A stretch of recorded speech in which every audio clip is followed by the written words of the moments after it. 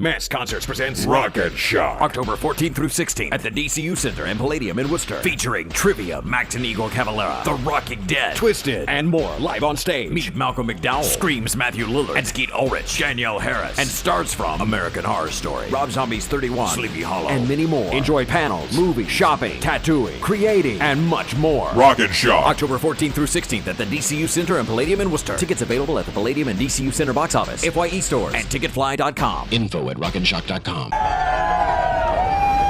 This is Mick Foley. This is Harley Race. This is Shelton Benjamin. This is Mr. Wonderful Paul Orndorff. This is the Monster Abyss. And this is Daniel Bryan. This is JBL, and you're watching the MWF. Be there live.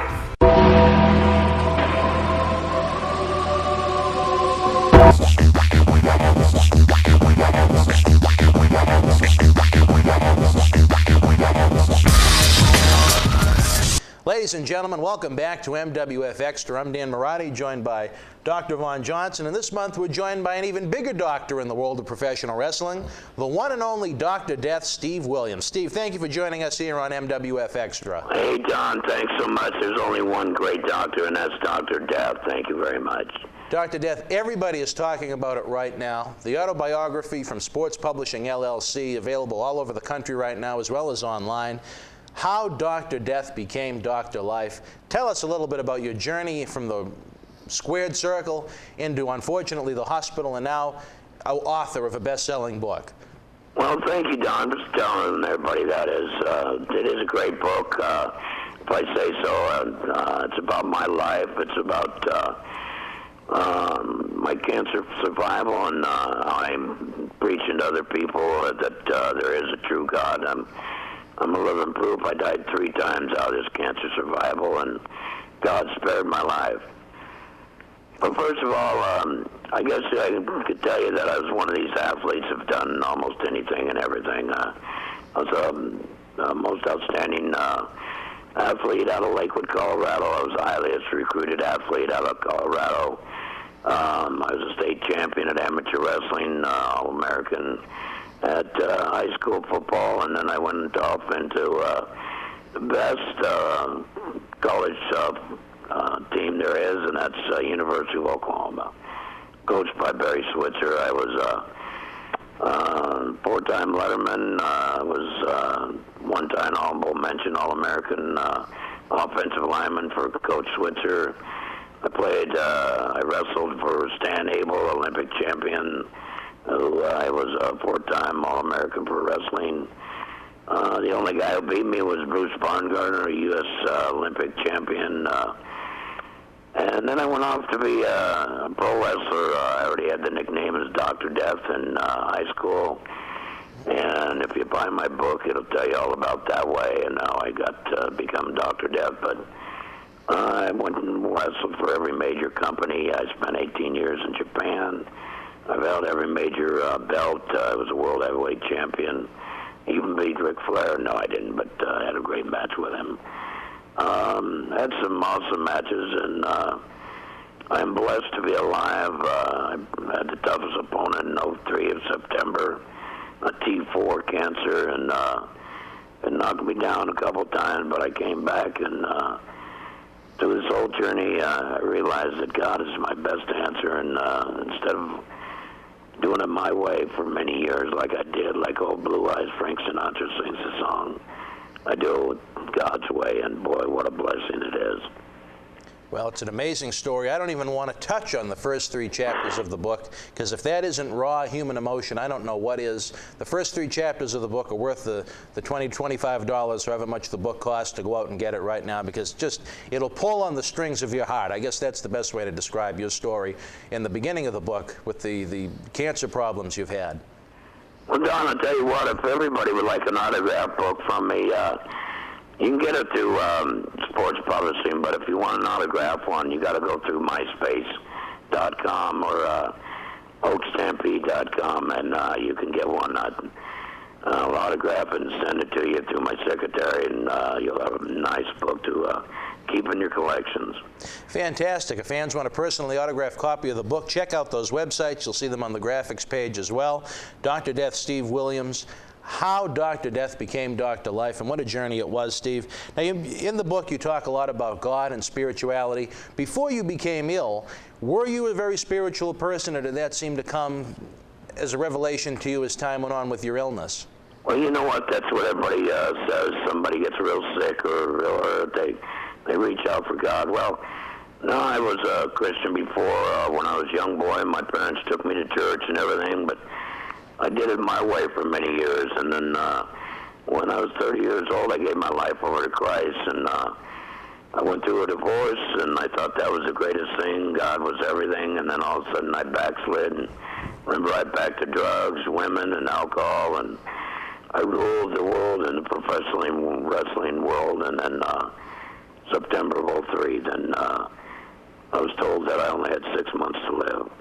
And I've got 2 kids. I've got a 26-year-old daughter, and I've got a 14-year-old son, and I've got 3 grandkids. And I told God that my son needs a dad, and I asked him to spare my life. And I told him if he spared my life, I'd go out everywhere in the world and tell everybody that God is so gracious and that he's in the healing business. All you have to do is ask him to come into your life.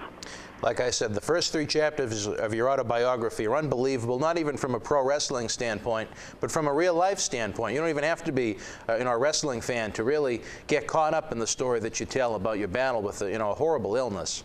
Well, Don, I don't want this to reach every wrestling fan. I'd like it to reach some Christians, a lot of Christians, and I'd like it to reach some people that have family, friends, and who are fighting cancer. You know, during this whole cancer survival, I had family and my friends and kids that called and checked me up. But the one I really reached out to was God, because I knew through him that I could survive anything. And I'm a living proof, man. I'll tell you, nobody imagined that I'd be back in the ring.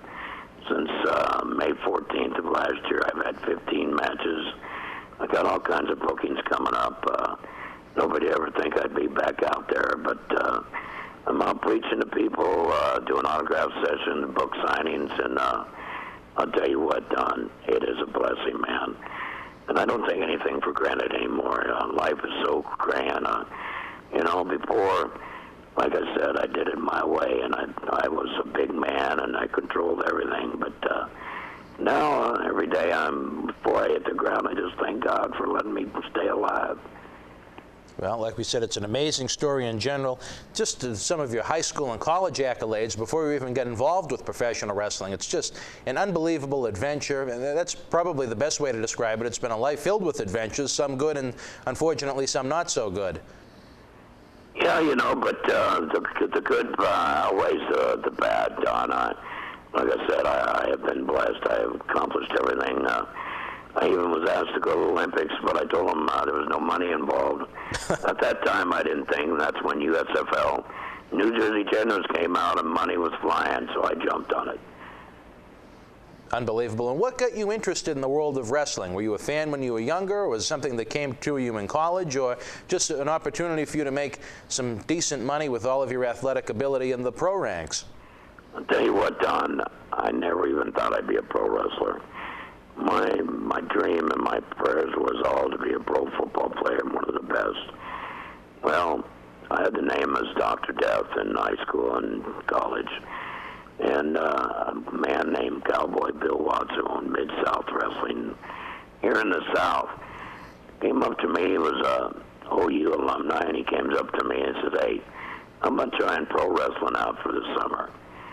And I never worked in the summertime because I always training for football. To be the best when you play for Barry Switzer, you got to work hard. And so I said, all right, let's try it. I had one more year of eligibility of football left. I had no more eligibility in wrestling, so the NCAA said it was great, no problem. Well, I'll tell you what, I went for 4 days down to New Orleans, Baton Rouge, and down the South, and I made some money. And I never had money in my life until that happened, and I said, wow, this is not a bad gig. And you know what? I got to let my frustrations out on the next guy I got to beat up, so it wasn't a bad deal. And Cowboy Bill Watts, a friend of ours who was on this program 3 times in the tail end of 2006, a promotion that right now a lot of the old-time hardcore wrestling fans loved and that they kind of miss right now because they don't get that kind of smash-mouth wrestling on current television in the United States right now. I'll tell you what, Don, he was one of the greatest bosses and promoters I know. I'm doing some videos right now for Mid-South, and I'll just tell you a little secret. It sounds like they might have it coming out on Discovery Channel, so y'all keep looking out. Oh, the fans of yesteryear will certainly love that. Maybe a new generation of fans will get to check it out for the first time because it was an hour program that you don't see anymore in professional wrestling / sports entertainment in 2007. Well, Don, you don't see a 15-minute match or a 10-minute match. You might see a 5-minute match nowadays. And in my days, I usually went 20, 25-minute matches, and boy, I'll tell you what, that was some hooking up and fighting out there. And now you don't see it, and you see a lot more talking than you do fighting. Exactly. It's almost taking the wrestling out of it with the sports entertainment symbol name that they try to push out there right now. But in addition to pro wrestling right now, you're also trying to give back to the sport a little bit, from what I understand. You're doing a lot of training with the younger guys, the next generation. Hey, Don, hats off to you, man. You've done your homework. I'll tell you, I've done probably in the last 2 months, probably over 150 interviews. And I love it when a DJ comes across and he knows him and does the homework on the guy he's talking about. Yes, sir.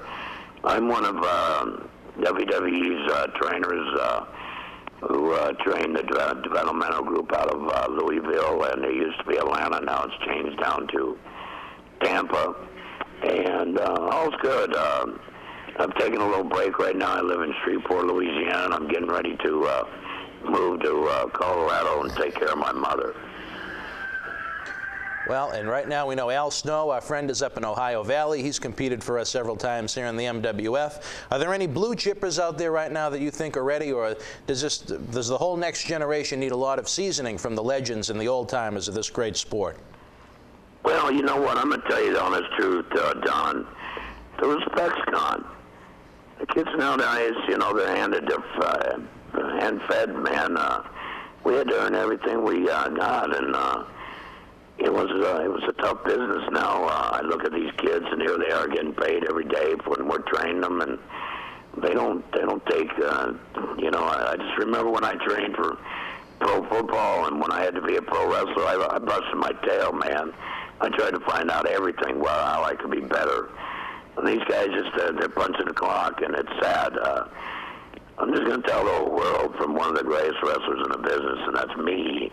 I hate to tell everybody that, but I thought I was pretty doggone good. But I don't see any Rock or Stone Cold coming out too quick. And that's unfortunate. And I think it's a problem right now with the entire developmental system. You know, there's only right now, as you mentioned, they got rid of Deep South wrestling and they're opening up another territory down in Florida. But back in the day, you know, even 20, 25 years ago, there were maybe 25, 30 options in the United States alone before you even thought about Canada and Japan, Mexico, Puerto Rico over in Europe. Those are really places to hone your craft with different styles, with different promoters and different people. And the next generation really isn't getting that opportunity right now. A lot of the independents in this country are absolutely piss poor, and you know, every hack with $500 can rent a wrestling ring and claim they're a wrestling trainer with a wrestling school, and you know, they're getting an uneducation more than they are an education in pro wrestling. That's right, Don, and it's tough for the kids nowadays. And you know, I haven't seen a giant or a big man come through here. I see a lot of medium men come in and medium women, and you know, it's not like the generation I was growing up with, or you know, I was just at the Cauliflower convention out in Las Vegas, and man, I told all of them, I said, thank you for paving the road for me, man, because these guys are great. Destroyer, Harley Race, man, I just remember and seeing how hard they worked for us to get what we got, and then how hard we worked for the young guys now, and they just don't respect it. And in some cases, you see that they don't want it bad enough. They want it handed to them. They don't want to go out and earn it and grab it, the opportunity, and try and make something with it. And I think that's another huge problem that the next generation faces. I'll tell you what, Don, I sure wished I got some money they get paid right now. They get paid pretty doggone good for learning the business. Sure, for the developmental contracts. That's not a bad chunk of change. No, not at all. Not at 20, 19, 20, 21 years old, shoot. Absolutely, without a shadow of a doubt. Now, we also have our good friend here, Commissioner Von Johnson. He studied this story an awful lot. And as a doctor yourself outside of wrestling, I know, what do you think of the Steve Williams story right here? I met you several times over the years at various conventions, and as also a cancer survivor myself, 1 year out, I appreciate what you have. And I'll tell you, the greatest thing that a survivor can tell another survivor or the outside people is you got to be strong and keep the fight, because that's the only way to be. Amen, brother. That's true. It really is. And that's what I tell a lot of people when I'm doing my testimony, that, you know, you really have to be their best friend, and you've got to be the guy that pats them on the back. Because I'll tell you what, the first time my daughter called me to Japan, 17 hours difference, and told me that I had cancer, the first thing came to my mind, I'm dying. Mm-hmm. And that's when I reached down and grabbed down to the floor, and I realized, no, this will blow you all the way. In Japan, they even have an English Bible in the drawer of a hotel, and I mean, that was a blessing. All I could do is open that Bible and start praying and talking to the Bible and reading it. And I'll tell you what, God came through, man. I'm the happiest going guy in the world right now.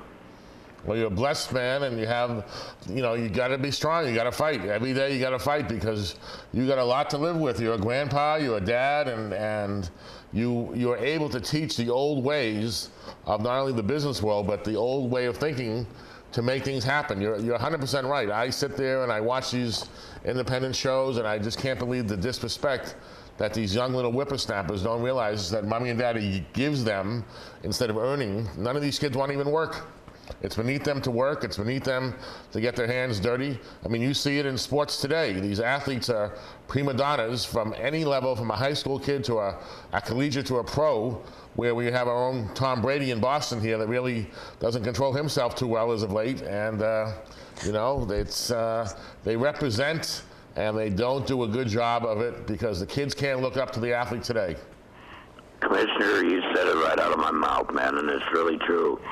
These kids just don't know what it takes, and you know, and I every time I go to work and I train these kids, and I go, well, I just say to myself, whoever really wants to learn this, he'll ask every doggone question in the book.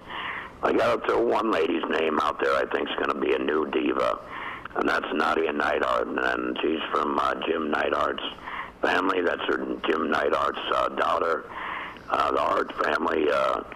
I watched her, and she's got that generation, that the old school in her, and all she does when I go to work over there, she asks questions 24/7, man, and she wants to know, she wants to feel, she wants to hear everything that we went through, and she wants to live it. And, you know, and that's what I take credit for when I hear somebody want to ask all those questions. You got to be hungry. You got to ask questions. We've had people come in over the years through not only this organization. We've watched what happens, and we got these little punky kids sitting there having a social conversation where we bring a person in of your magnitude, and we'll talk about that. You know, we like to maybe talk to you about coming in here and giving a day seminar, and these kids have side conversations, and they have no respect for the person up there. It's like, you know, what are they doing there? Just, you know what, go home and don't bother us anymore, because it doesn't matter how much you pay. If you don't have the old world respect, then you're not going to go anywhere in life unless mommy and daddy give you the gold card and the keys to the car. You know what's great, Commissioner, is when I go to these camps and they tell me they know, I know it. You know what? I could get in the ring with I've got a trach. I could get in the ring right now and tie knots around every young whippersnapper there is right now. And I could do it without even taking a bump. I could tell a story and teach them and make the fans love what I do in the ring. And I do it now, and when I go out, I get a kick out of these independent guys. They all want to say this. I said, no, we do it my way, or we don't do it at all.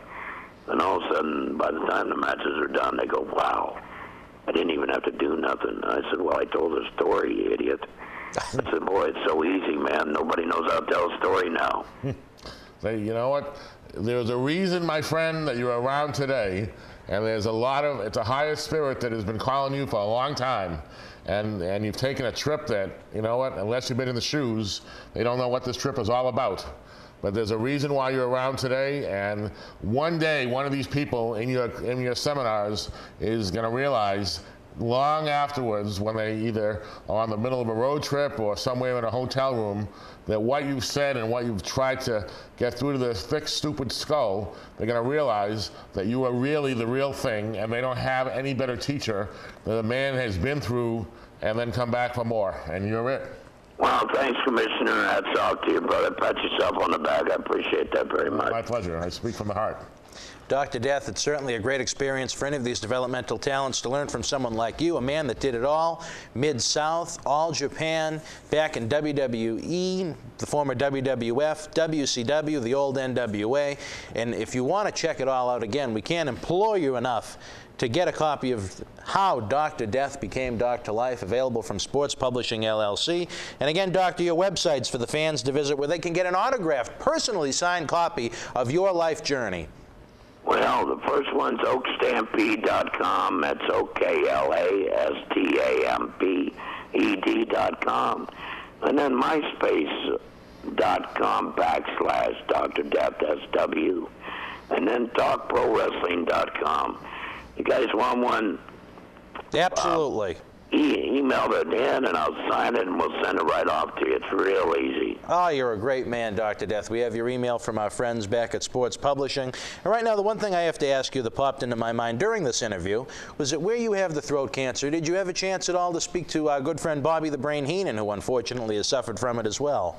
Yes, I did. When this all happened, I called Bobby, and Bobby was real hoarse, and he was having a tough time. But, you know, I'll just tell you guys, the great generation, my generation, the generation before me, they stick to you like a family. And when I was going through this, everybody called me Stone Cold Rock. My best friend, JR, Jim Ross, Hall of Famer, they all called, and I didn't even have a voice. They left messages on my answer machine, you know, and that made me feel great. I realized that I had some great friends out there, and they were all pulling for me. That's another situation that you bring up right now, is that a lot of the camaraderie and the family-like atmosphere, that's not there anymore either, and I think that's another thing that's really Not at all. Not at all, guys. There's no family out there. It's just, it's for myself. And you know what? That gets you out far, and you all know that. Don't get you too far.